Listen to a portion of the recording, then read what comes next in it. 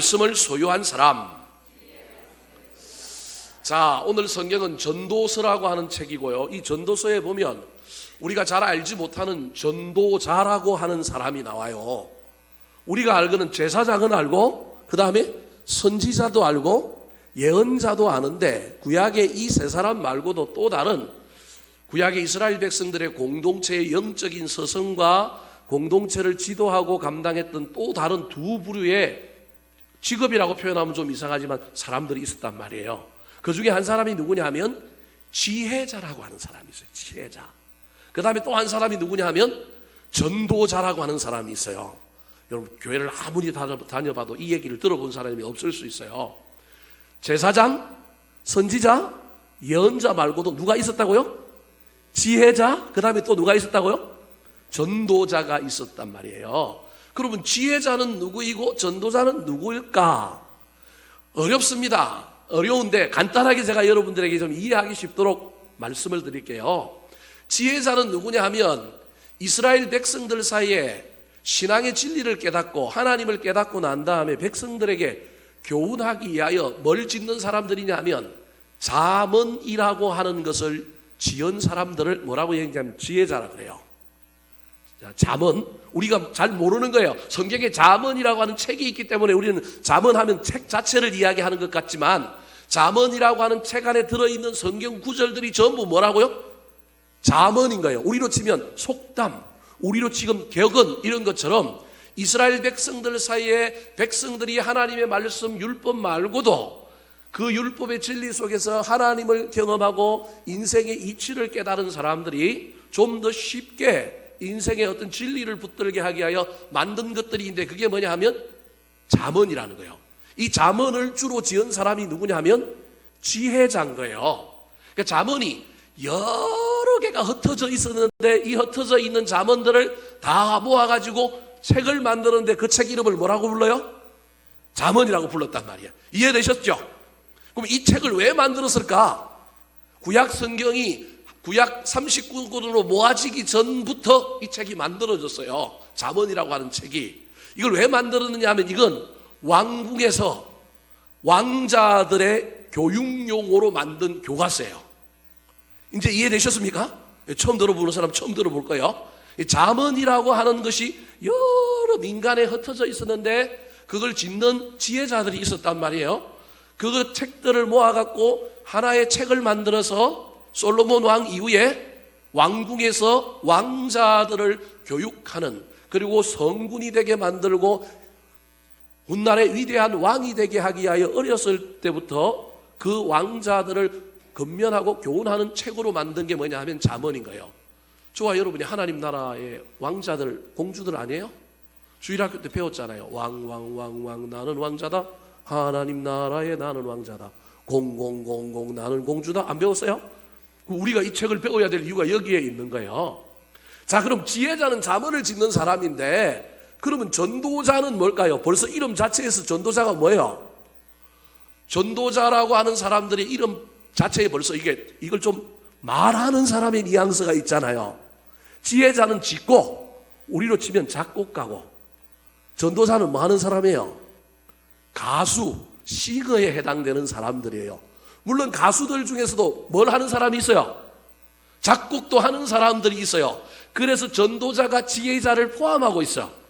지혜자는 짓기만 하는 사람이지만 전도자는 짓기도 하고 뭐 하기도 해요? 부르기도 하는 거예요. 이제 쉽게 되셨어요? 저보다 더 쉽게 설명할 수 있는 사람 나와보라 그래요. 여러분, 이게 제일 쉽게 설명해 준 거예요. 그러니까 전도자가 지혜자를 포함하고 있는 개념인 거예요. 그래서 오늘 본문에도 뭐라고 얘기하고 있느냐 하면 전도자는 진리의 말씀들을 정직하게 기록했다고 10절에 이야기합니다. 우리 10절 말씀 같이 한번 읽어볼까요? 10절 시작.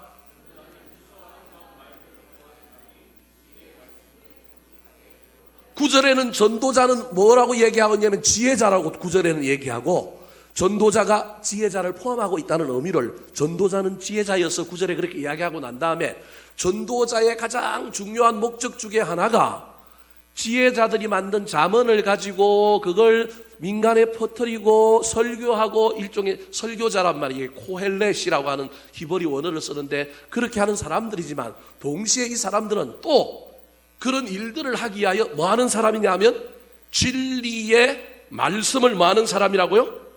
기록하는 사람이라는 거예요. 그러니까 짓기도 하고 부르기도 하고 또 기록하기도 하는, 그래서 상당한 넓은 어떤 기능들을 가지고 있었던 구약의 하나의 영적인 지도자가 누구냐 하면 전도자인 거예요. 그래서 이 전도자는 왕도 전도자가 된 거예요. 그 전도자 중에 대표적인 왕이 누구예요? 솔로몬. 그래서 이 전도서가 누가 지은 거예요? 솔로몬. 그 솔로몬 자신이 지금 뭔 거예요? 전도자의 왕인 동시에 뭔 거예요? 전도자인 거예요. 이해되셨죠? 근데 선지자 중에서도 전도자가 있고 왕 중에도 전도사가 있고 예언자 중에서도 전도자가 있을 수 있는 거예요. 여하튼 전도자는 지혜자의 개념도 갖고 있을 뿐만 아니라 진리의 말씀을 잘 뭐한 사람이냐면 기록한 사람인 거예요. 그리고 왜 이 진리의 말씀을 기록했을까요? 기록한 이유는 백성들이 이 진리의 말씀을 보고 듣고 소유하여 하나님 앞에 뭘 받게 하려고? 복을 받게 하려고. 목적은 그건 거예요. 그래서 허무하다 그러지만 사실은 허무한 것이 아니라 허무한 곳에서 뭘 발견하냐면 진리를 발견하고 희망을 발견하고 복을 발견하는 책이 전도서라고 할 수 있습니다. 자, 그렇다면 오늘 본문의 전도자가 진리의 말씀을 기록한 사람이라고 말하고 있는데 전도자가 기록한 진리의 말씀은 어떤 말씀일까요? 진리의 말씀을 소유한 사람은 그러면 어떤 삶을 살고 어떤 사람이어야 될까요? 사실 이 사람들이 누구냐면 저와 여러분인 거예요. 저와 여러분이 하나님이 전도자가 되어 직접 우리에게 주셨던 이 진리의 말씀, 성경의 말씀들을 저와 여러분이 소유한 사람들이고 이 말씀을 붙든 사람들일 텐데 저와 여러분은 어떤 말씀을 붙들고 기록된 말씀을 우리 삶으로 받아들이고 우리 것으로 소유하며 살아야 할까요? 오늘 본문에 진리의 말씀을 소유한 사람의 세 가지 특징을 우리에게 이야기하고 있습니다. 첫 번째, 한번 따라 하실까요? 아름다운 말을 하는 사람. 전도자가 진리의 말씀을 기록했는데 진리의 말씀이 어떤 말씀이냐? 아름다운 말씀이라는 거예요. 진리의 말씀을 소유한 사람은 어떤 사람이냐? 아름다운 말을 소유한 사람이라는 거예요. 자, 10절 말씀을 다시 한번 읽어볼까요? 시작.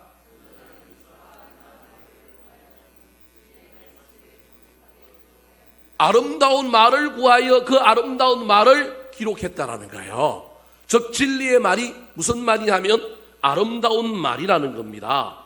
사랑하는 성도 여러분, 그러므로 저와 여러분이 하나님의 말씀에 진리를 소유한 사람이라고 한다면, 예수 그리스도를 믿고 말씀을 소유하고 말씀을 붙들고 사는 사람이라고 한다면 저와 여러분의 삶에 아름다운 말이 나와야 돼요.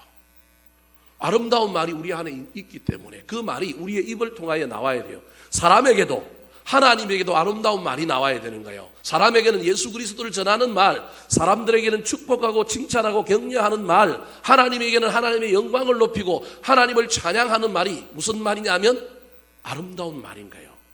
진리의 말씀이 저와 여러분에게 있습니까? 그러면 그 말씀은 우리의 입을 통하여 무슨 말로 나와야 한다고요? 아름다운 말로 나와야 한다는 사실을 기억하시기 바랍니다. 지금 저와 여러분의 입술에 사람들을 향하여 아름다운 말이 있습니까? 아니면 어떤 말이 있습니까?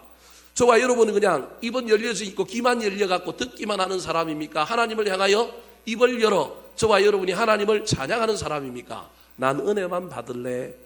여러분 물론 은혜 받아야 되지만 저와 여러분이 예배하는 목적은 하나님을 뭐 하기 위함이에요? 찬양하고 하나님께 영광 돌리기 위한 사람이라고 하는 사실을 기억하셔서 늘 주일날 와갖고 늘 신앙생활 하는데 나는 받기만 할래 그러지 말고 입을 열어서 아름다운 말로 하나님을 찬양하는 자들 되기를 예수님의 이름으로 축원합니다. 두 번째, 진리의 말씀이 뭘까요? 진리의 말씀을 소유한 사람은 어떤 사람일까요? 따라 하시겠습니다. 찌르는 채찍의 말씀을 받아들이는 사람. 자, 진리의 말씀은 어떤 말이냐면 아름다운 말이에요.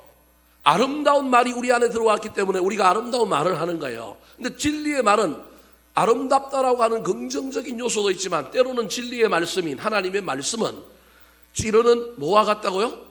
채찍과 같아요. 자, 11절 말씀 같이 한번 읽어볼까요? 시작.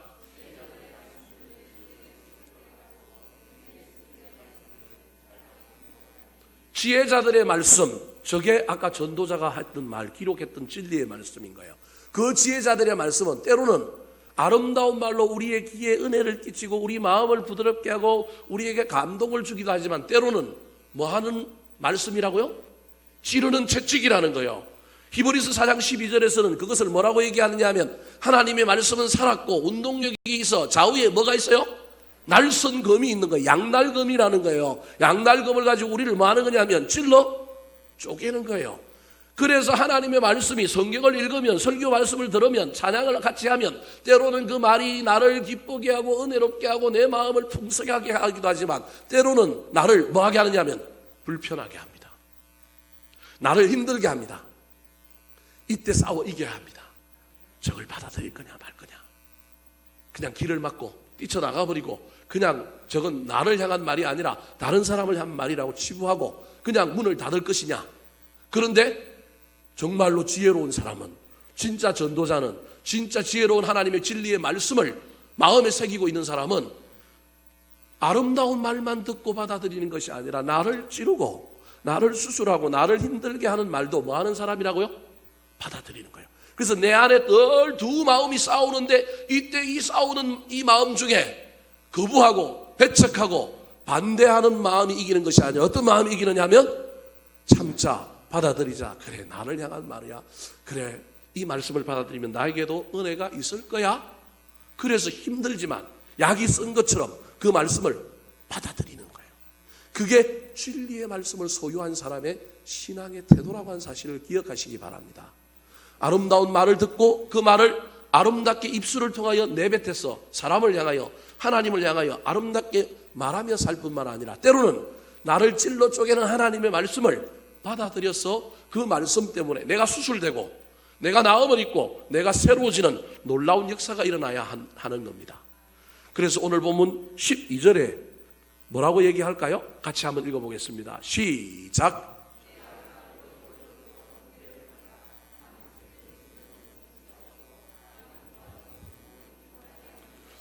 자, 두 문장이 저 안에 들어가 있어서 헷갈릴 거예요. 저게 전부 따로 놓을 거예요. 앞에 말하고 뒤에 말하고. 내 아들아, 이것들로부터 뭘 받으라고요? 징계를 받으라는 거예요. 지혜로운 말씀으로부터 징계를 받으라는 거예요. 근데 징계를 안 받으려고 하는 사람의 태도가 있는 거예요. 저건 나를 한 말이 아니고 이유가 있을 거고 다른 거다라고 자꾸 엉뚱한 데서 이유를 찾으려고 하는 거예요. 그게 뭐예요? 책들을 짓고 많이 공부하는 것. 나한테 주신 말씀인데 나한테 주신 말씀이라고 그러지 않고 자꾸 그걸 다른 이유를 찾으려고 하는 행위를, 많은 책들을 짓는 것은 끝이 없고 많이 공부하는 것은 몸을 뭐하게 하느니라? 피곤하게 하느니라. 그러나 영혼을 건강하게 하는 것은 하나님의 말씀의 징계를 뭐하는 거라고요? 받아들이는 겁니다. 여러분, 그래서 신앙생활 잘하는 건 좋은 말씀만 듣고 교회 생활도 잘하는 걸 교회에서 나를 칭찬하고 나한테 잘해주는 사람들의 이야기만 듣고 살아가는 것이 아니라 때로는 인생의 쓴맛, 인생의 고난, 인생의 환난을 어떻게 받아들이고 그것을 통하여 얼마나 성숙하고 얼마나 잘하느냐가 훨씬 더 중요합니다. 아이들을 향하여 칭찬만 해서 키우는 것이 아니라 때로는 우리가 초단을 하기도 하고 때로는 건면을 하기도 하고 때로는 징계하는 것처럼 저와 여러분이 하나님 앞에서 신앙생활할 때 이 부분도 잘 받아들여서 아름다운 말과 찌르는 채찍의 조화를 이루는 저와 여러분의 신앙생활이 되기를 예수님의 이름으로 축원합니다. 마지막으로 진리의 말씀이 뭘까요? 진리의 말씀을 소유한 사람은 어떤 사람일까요? 따라 하시겠습니다. 잘 박힌 못처럼 흔들리지 않는 사람. 자, 11절 말씀 같이 한번 읽어볼까요? 11절 말씀 시작.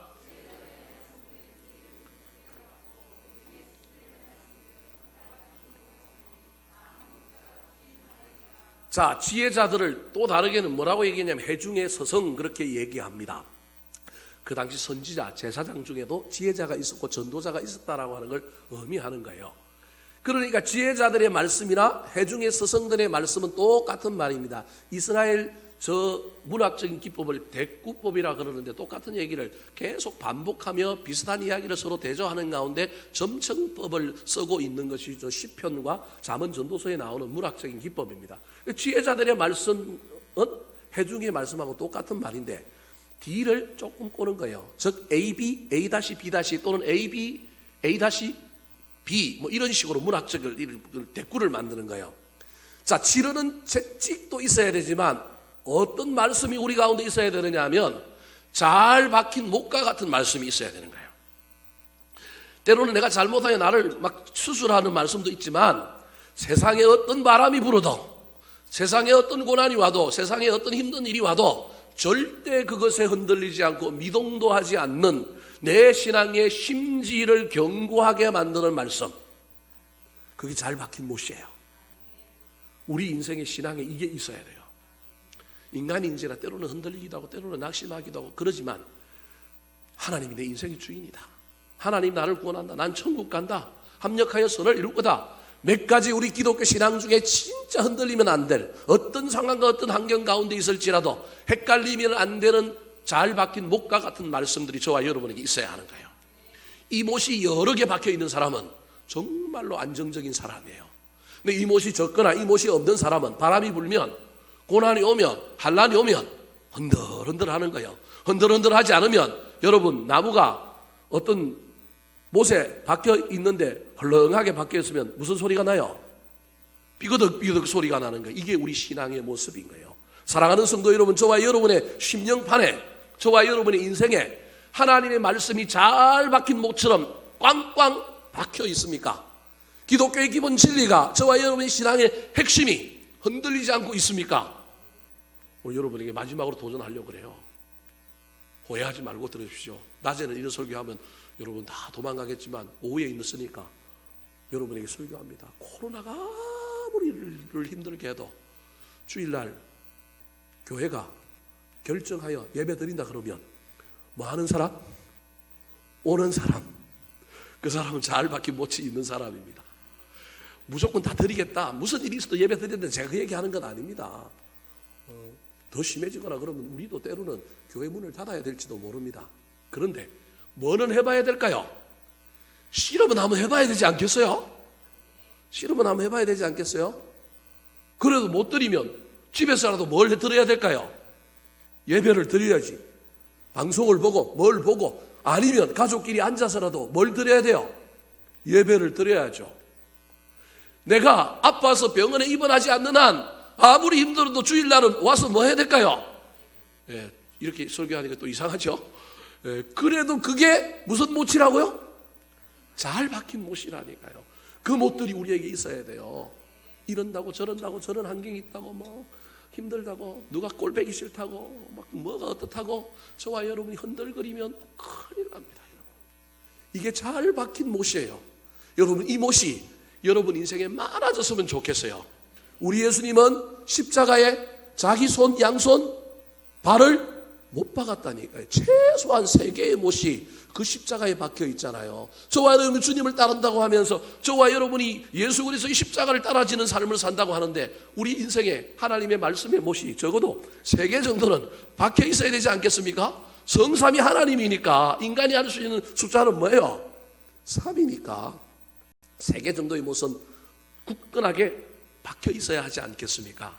내 인생에 잘 박힌 못이 몇 개나 있는지 살펴보고 그 못을 더욱더 견고하게 받아서 악한 마귀가 유혹하고 때로는 먹고 사는 문제에 시장이 있고 때로는 뭐 여러 모양으로 힘든 일이 있을지라도 그 박힌 못 때문에 주님을 향한 마음, 예배하는 마음, 우리 주님을 신뢰하는 마음, 구원에 대한 확신, 그런 못들은 빠지지 않고 제대로 붙어 있게 되기를 우리 구주 예수 그리스도의 이름으로 축원합니다. 한번 따라 하실까요? 진리의 말씀을 소유한 사람, 아름다운 말을 하는 사람, 지르는 채찍의 말씀을 받아들이는 사람, 잘 박힌 못처럼 흔들리지 않는 사람,